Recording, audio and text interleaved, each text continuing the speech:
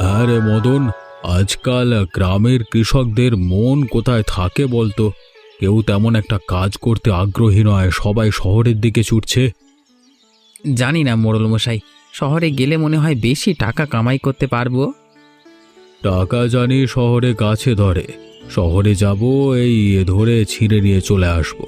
আরে এইদিকে আমি একজন খেতে কাজ করার লোক পাচ্ছি না, ক্ষেতের সকল ফসল তো নষ্ট হয়ে যায়। বাদ দান এসব। বলি কি মোড়ল মশাই, আমাদের গ্রামের শেষে মানে শেষ মাথায় যে বাড়িটা আছে না, শুনেছি ওই বাড়িতে একজন আছে, খুবই গরিব, করুণ অবস্থা, সংসার একেবারেই চলে না। ওকে ডাকলে তো খেতে হাল চাষ করবে। তাই নাকি রে? তাহলে একবার সে বাড়িতে যা, গিয়ে বলে আয় আমি ডেকে পাঠিয়েছি। ঠিক আছে, আমি এক্ষুনি যাচ্ছি। ওই বাড়ির কথা আগে বলিসনি কেন? এতদিন ধরে আমার খেতে হাল চাষ হচ্ছে না, ফসল ফলছে না, ওদের বাড়ির কোনো খোঁজ খবর জানিস? মোড়ল মশাই, শুনেছি ওদের সাতকুলে কেউ নেই। কানাই এবং তার বউয়ের একটি ছোট মেয়ে থাকে, ক্ষেত খামারে কাজ করে দিন পার করে দেয়। মাঝে মাঝে নদীতে যায় মাছ ধরতে, তবে ইদানিং কানাই বেশ অসুস্থ হয়ে থাকে। এমন একজন লোকেরই তো আমার দরকার রে। এমন নিরীহ মানুষদের দিয়ে ইচ্ছে মতো কাজ করানো যায়। শিগগিরই যা, কানাই না কি নাম বললি, একেবারে সাথে করে ধরে আনবি। আগে মোড়ল মশাই, আমি এক্ষুনি যাচ্ছি।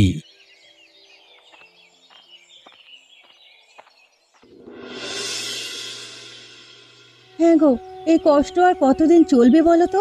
আগে তবুও দুবেলা দুমুঠো ভাত জুটতো, এখন আর সেটাই নেই, সবই শেষ হয়ে গেছে। আমার এতটুকুন মেয়েটার মুখেও যে আর কিছুই দিতে পারছি না। সরলা, আমি জানি তোমার কষ্ট হচ্ছে, কিন্তু কি করব বলো? এই অসুস্থতার জন্য আগে যারা কাজে নিত তারা কাজে নিচ্ছে না, আমি বা কি করব বলো তো? সবই তো বুঝি গো, কিন্তু এই পেট যে কিছুই বুঝতে চায় না। কাল থেকে কিচ্ছুটি খাইনি, ক্ষুধার জ্বালা যে আর সইতে পারি না গো।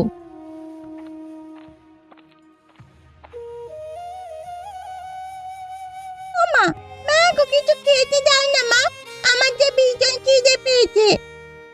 তোকে কি খেতে দি বলতো? ঘরে যে কিচ্ছুটি নেই, এক মুঠ শুকনো মুড়িও নেই যে তোকে সেটা জল দিয়ে খেতে দেব। কিন্তু মা, আমার যে ভীষণ খিদে পেয়েছে। সারাক্ষণ এত খিদে খিদে করিস নে তো রূপা, আমার একদম ভালো লাগে না। গিন্নি, মেয়েটাকে ওভাবে বলো না, ও ছোট মানুষ, ও কি আর এত কিছু বোঝে? ঠিক আছে, আমি এই খেতে চাইবো না। কি করব বলো তো? আমাদের বাড়ির আশেপাশে কোনো ঘর বাড়িও নেই যে কারোর বাড়িতে গিয়ে কাজ করে দুমুঠো ভাত এনে মেয়েটাকে খেতে দেব। কপাল দেখো, বাড়িখানাও আমাদের একদম গ্রামের শেষ মাথায়। বিধাতা বুঝে আমাদের কপালে সুখ একদমই লেখেনি গো। ঠিক বলেছ গিন্নি, বিধাতা আমাদের কপালে এক ফোঁটাও সুখ লেখেননি। লিখে থাকলে কি এত কষ্ট থাকতো? থাক, আর মন খারাপ করো না, আমি বাইরের দিকে গিয়ে দেখি যদি কোনো কাজ পাই।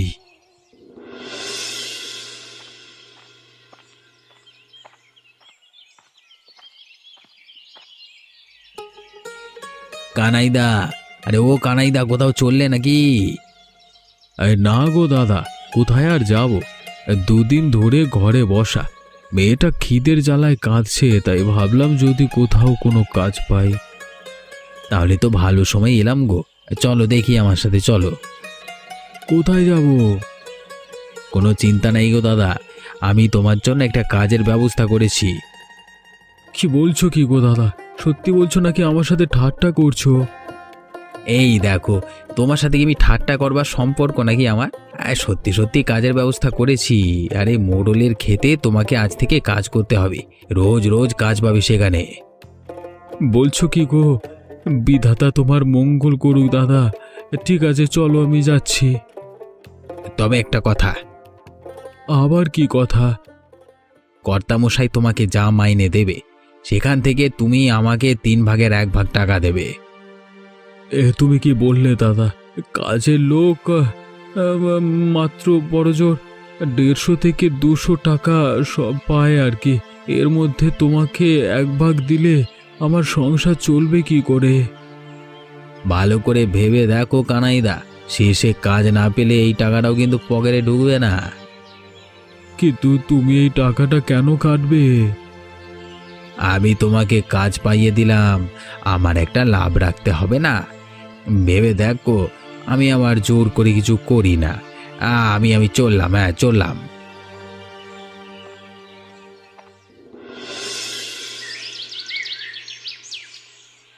ওমা, মা গো, এই দেখো আমি কি পেয়েছি। ওমা মা, এই দেখো আমি ডিম পেয়েছি। আরে কি হলোটা কি? এভাবে চেঁচাচ্ছিস কেন? মা, আমি হাঁসের ডিম কুড়িয়ে পেয়েছি। এই ডিমটা তুমি আমাকে এক্ষুনি সিদ্ধ করে দাও দেখি।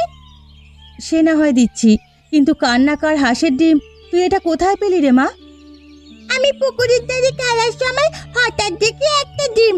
এরপরে অনেকক্ষণ সেখানে বসে রইলাম, কেউ এলো না ডিমটা নিতে, তাই আমি এটা নিয়ে আসলাম।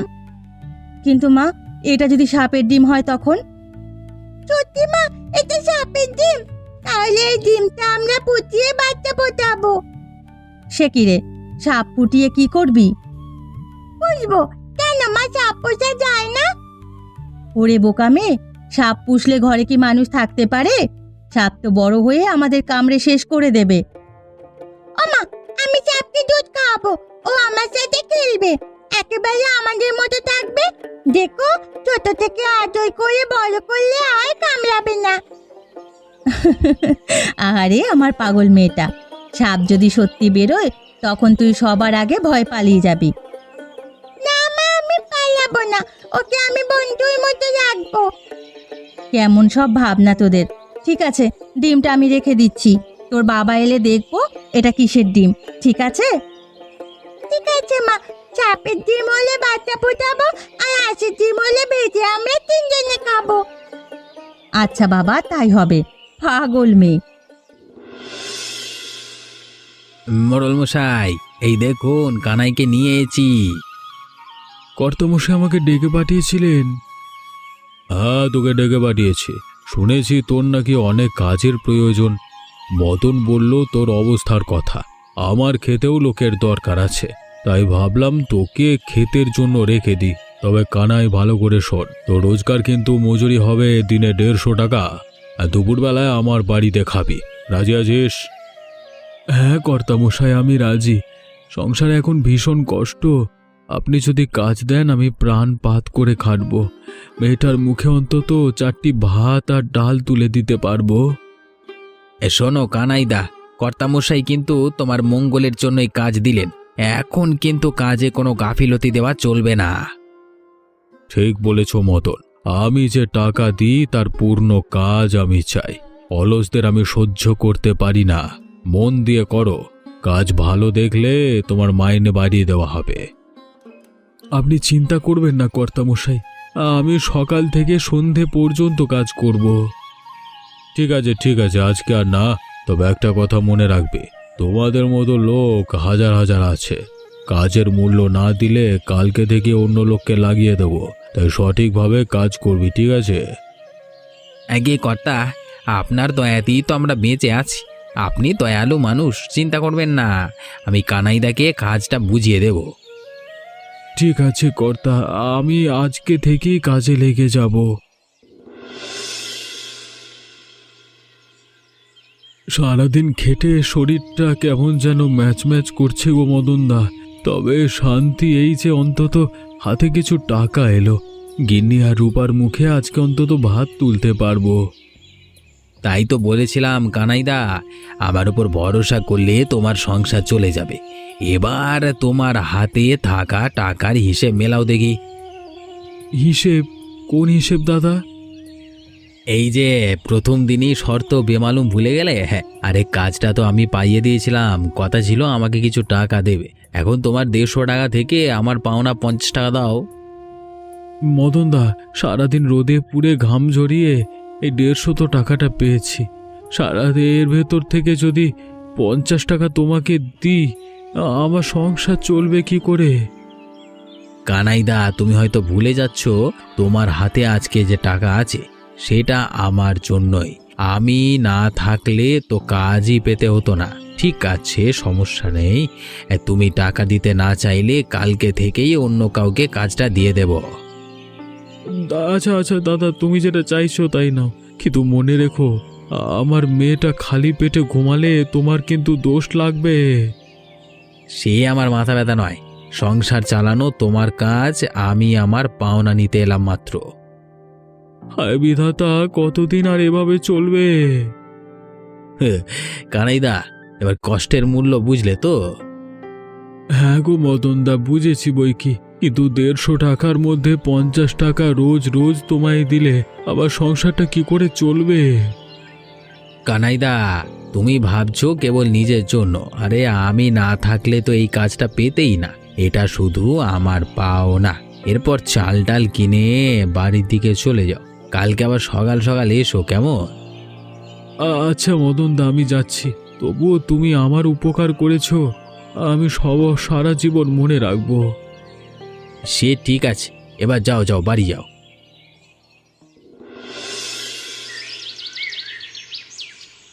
রূপামা, রূপামা কই রে মা? ও বাবা, তুমি এসেছো? এত দেরি করলে কেন বাবা? কাজ করতে গেলে একটু দেরি হবে রে মা। গিন্নি, এখানে কিছু চাল ডাল আছে, শিগগিরই রেঁধে ফেলো। সারাদিন তোমরা না খেয়ে অনেক কষ্ট করেছো। ঠিক আছে গো, যাচ্ছি। তুমি বসে বিশ্রাম করো, মেয়ের সাথে গল্প করো, আমি এক্ষুনি ভাত বসিয়ে দিচ্ছি। ঠিক আছে গিন্নি।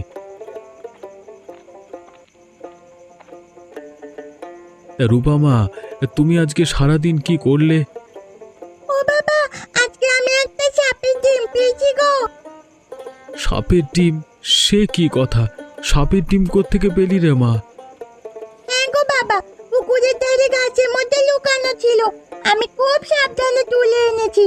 আমি ভেবেছিলাম ওটা হাঁসের ডিম, কিন্তু মা বললো ওটা নাকি সাপের ডিম। আরে বাপরে, তোমার সাহস দেখে তো আমি অনেক অবাক হচ্ছি গো। হ্যাঁ গো গিন্নি, ঘটনা কি গো? আর বলো না, পুকুর পাড়ে রূপা একটা ডিম কুড়িয়ে পেরেছে, বাড়ি এসে বলছে আমাকে সিদ্ধ করে দাও, আমি খাবো। আমি মজা করে শুধু বলেছি এটা যদি সাপের ডিম হয় তখন কি হবে। এরপর থেকেই মেয়ে শুরু করে দিয়েছে এই ডিম ফুটিয়ে সাপ বের করবে, এবার সেই সাপকে নাকি সে পুষবে। মা মেয়ে তবে এসব করো? ও বাবা, এটা তাহলে সাপের ডিম নয়? না রে মা, এটা হাঁসের ডিম। ডিমখানা পেয়ে ভালোই করেছিস রে মা, এখন ভাত আর এই ডালের সাথে ওই ডিম ভাজা করে খাওয়া যাবে। তা বেশ ভালোই হবে গিন্নি, খিদে যে আর তর সইছে না। তোমার আর কতক্ষণ লাগবে? ওই আর একটু, আমি ডিমখানা ভেজে থালায় খাবার দিচ্ছি। ঠিক আছে। ও বাবা বাবা, আজকে একটা বড় মাছ আনবে গো, আমি কতদিন মাছ দিয়ে ভাত খাইনি। মাছ খাবি রে মা? কি করবি রে মা, গরিব বাবার ঘরে জন্মেছিস, একটু মাছ ভাতও তো খেতে দিতে পারি না। ঘরে কিছু চাল আছে, আর চাল কিনতে হবে না, তুমি পারলে একটা মাছ আনো, মেয়েটা মুখ ফুটে খাবে বললো। দেখছি কি করা যায়, কাজে যাই তো আগে। আমারও কি ইচ্ছে করে না গো, কিন্তু কি করব বলো? ও বাবা, তোমার কষ্ট হলে মাছ আনতে হবে না, আমি আলু সেদ্ধ দিয়ে ভাত খেয়ে নেব। তোমাকে এত কিছু ভাবতে হবে না গো মা, আমি দেখছি কি করা যায়। ঠিক আছে বাবা, মা আমি খেলতে গেলাম। ঠিক আছে মা, যাও, খেয়াল রাখবে কারো কোনো অন্যায় করবে না। ঠিক আছে যাও মা, খেয়াল রাখবে, কারোর কোনো অন্যায় করবে না কিন্তু।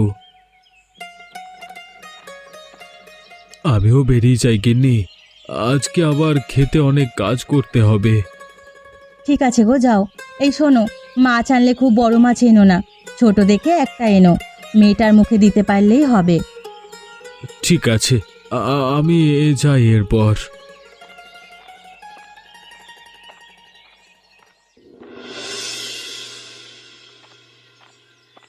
হায় বিধাতা, আজকে কর্তামশাই 200 টাকা দিলেন, এদিকে মদন দাদাও আশেপাশে নেই। আজকে বরং তার টাকাটা দেব না, মেয়েটার জন্য একটা মাছ কিনে বাড়ি যাই। মেয়েটা মাছ পেলে ভীষণ খুশি হবে। মদন দাদাকে না হয় কালকে টাকা দেওয়া যাবে।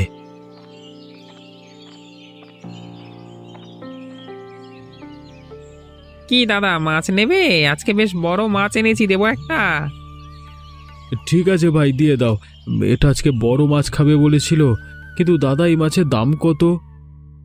অন্য কেউ হলে বেশি বলতাম, কিন্তু তোমার জন্য একদম 300 টাকা।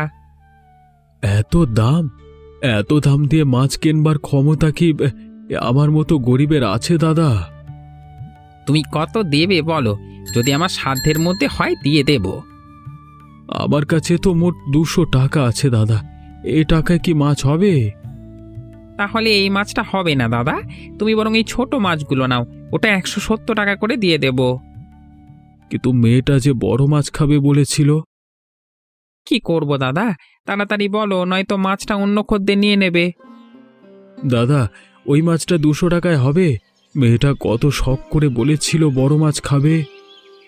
কি যে বলি দাদা, বারবার মেয়েটার নাম নিচ্ছ। আচ্ছা দাও, আজকে না হয় তোমার মেয়ের জন্য আমি মাছটা বিক্রি করলাম, একটু লস খেলাম, আর কি করা যাবে। তোমাকে কি বলে যে ধন্যবাদ দেব? আরে দাদা, এটা কোনো বিষয় না, আমারও একটা ছোট্ট মেয়ে আছে। মেয়েরা বাবার কাছে কিছু চাইলে যদি দিতে না পারি তাহলে কেমন লাগে আমি বুঝি। তুমি মাছটা নিয়ে যাও। মেয়েটা আমার আজকে ভীষণ খুশি হবে গো দাদা। রূপামা, আরে ও রূপামা, শিগগির এদিকে এসো। ও বাবা, তুমি কি মাছ এনেছো? এই দেখো তোমার জন্য কি এনেছি কি। ও বাবা, এত বড় মাছ! জানো বাবা, আজকে আমি ভীষণ খুশি। আমি কখনো এত বড় মাছ দিয়ে ভাত খাইনি। তাই তো, তোমার জন্য বড় মাছ এনেছি। তুমি আজকে পেট ভরে মাছের মাথা দিয়ে ভাত খাবে। তুমি এত বড় মাছ আনলে কেন গো? ছোট দেখে একটা মাছ আনলেই তো হতো। ওই মাছের তো অনেক দাম নিয়েছে। আমার মেয়ের মুখের হাসির দাম যে এর থেকেও বেশি সরলা। ও বাবা, তুমি কেন ভালো গো? ও গিন্নি, তাড়াতাড়ি রান্না শুরু করে দাও, আমারও যা তর সইছে না। যাচ্ছি গো, যাচ্ছি। কই গো গিন্নি, তোমার হলো? এই তো হয়ে গেছে। আমি থালায় করে ভাত আনছি, তোমরা বসে পড়ো। কি ব্যাপার কানাইদা, তুমি কি মনে করেছো? টাকা না দিলে আমি তোমাকে দিয়ে আর কোনো কাজ করাবো না। আজকে থেকেই তোমার সঙ্গে কোনো চুক্তি নেই। আমি মোড়লকে অন্য লোক এনে দেব। তোমার কত বড় সাহস, তুমি আমাকে টাকা না দিয়ে চলে যাও? মদনদা, আমি তো রোজ তোমাকে টাকা দিয়েছি। কালকে মেয়েটা মাছ খাবে বলে বায়না করলো, তাই তোমাকে টাকাটা দিতে পারিনি। তা বলে তুমি আমাকে কাজ থেকে ছাড়িয়ে দেবে? তোমার মেয়ে মাছ খাবে না মাংস খাবে সেটা দেখবার বিষয় আমার না। তুমি চুক্তি ভঙ্গ করেছো, যার শাস্তিও তুমি পাবে। আর কখনো এমনটা হবে না দাদা, এবারের মতো ক্ষমা করে দাও। আমি কথা দিচ্ছি এরপর থেকে তোমার টাকা তোমাকে দিয়ে দেব। কানাইদা, তুমি আমাকে আর এসব বলো না। আজকে থেকে তুমি আমার কাজের সাথে যুক্ত নাও। আর তাছাড়া কালকে কর্তা তোমাকে 200 টাকা দিয়েছে, সেটাও আমি জানি। আয় বিধাতা, তুমি এতটা নিষ্ঠুর হয়েও না মদনদা, দয়া করো, একটু দয়া করো। তুমি বরং চলে যাও কানাইদা, আমি কর্তা মশাইকে বলে দেব তোমাকে যেন এই কাজ না দেয়। এই কাজ তুমি করো না গো দাদা, আমি যে পথে বসে যাব।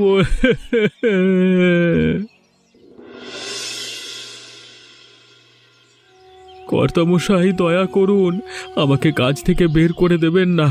দয়া করুন আমার উপর, আমি যে বউ বাচ্চা নিয়ে না খেতে পেয়ে মরে যাব। কি হয়েছে কি? তোর কথা তো কিছুই বুঝতে পারছি না। আমি আপনাকে সব কিছু বলতে চাই। মদনদা আমাকে কাজ দিয়েছে বলে রোজ আমার থেকে 50 টাকা করে কেটে রাখে। আমি পাই ওই কটা টাকা, তার থেকে রোজ ওই 50 করে কেটে রাখতো। আমি রোজ দিতাম, না দিলে কাজ থেকে বের করে দেবে বলতো। গতকাল মেয়েটা মাছ খাবার বায়না করায় আমি আমি মদনদাকে টাকা দিতে পারিনি, তাই। আরে তাই নাকি? কি হলো এরপর? আমাকে আর কাজ দিতে যাচ্ছে না। মদনদা বলেছে আমি যেন এই কাজ না করি, সে নাকি আপনাকে নতুন লোক এনে দেবে। কে? মদনের এত সাহস হয় কি করে? তুই আমাকে আগে এসব বলিসনি কেন? ভয়ে ভয়ে কর্তামশাই, ভয়ে। আজকে আমার পিঠ দেওয়ালে ঠেকে গেছে, তাই বাধ্য হয়ে আপনার কাছে এলাম। মদন, রে মদন, শিগগিরই আমার সামনে আয়।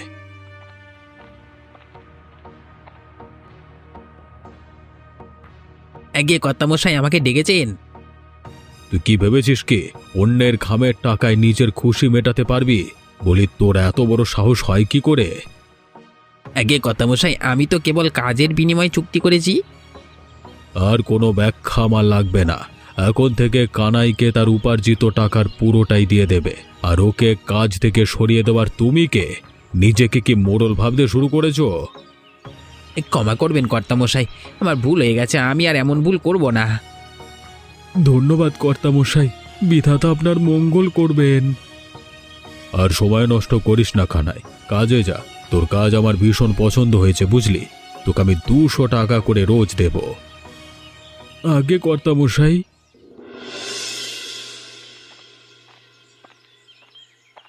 কানাইদা, আরে ও কানাইদা, একটু দাঁড়াও না গো। আমাকে ক্ষমা করো মদনদা, আমি বাধ্য হয়ে মোড়লের কাছে গেছি। আমাকে আর লজ্জা দিও না গো দাদা, আমি সত্যি লজ্জিত। এভাবে বলো না, আমি কিছু মনে করিনি। না গো কানাইদা, আমি সত্যিই ভুল করেছি। আজকে থেকে আর তোমার সঙ্গে এমন আচরণ করব না। আমার সমস্ত ভুলের জন্য ক্ষমা চাচ্ছি গো। মদনদা, তুমি তোমার ভুল বুঝতে পেরেছো, এটাই অনেক। এবার থেকে কাজ ভালোভাবে করো, আর কাউকে অপমান করো না। হ্যাঁ কানাইদা, আমি আর কখনো কারোর সাথে এমনটা করব না। দেখো মদনদা, ভুল স্বীকার করা মানুষজনের বারত্ব। এবার থেকে একে অপরকে সম্মান দিয়ে কাজ করলেই যথেষ্ট, আর কিছুই লাগবে না। তুমি মানুষটা অনেক ভালো, তাই তো আমার এমন অপরাধ সহজেই ক্ষমা করে দিলে। এসব রাগ লজ্জা সব ভুলে আমরা নতুনভাবে শুরু করি। ভাই ভাইয়ের এত রাগ পুষে রেখে লাভ নাই গো। তুমি কি বলছো? ঠিক আছে গো কানাইদা, আজকে থেকে আমরা একে অপরের ভাই আর বন্ধু। আমরা দুজন দুজনের পাশে সব সময় থাকবো। ঠিক আছে দাদা, জীবনে অনেক ঝামেলা আসবে, কিন্তু মানুষ হয়ে মানুষের পাশে বিপদে দাঁড়াতে পারলেই না হবে প্রকৃত মানুষ। একদম ঠিক বলেছো দাদা। এমনই মজার মজার গল্প দেখতে আমাদের চ্যানেলটিকে সাবস্ক্রাইব করতে ভুলবেন না।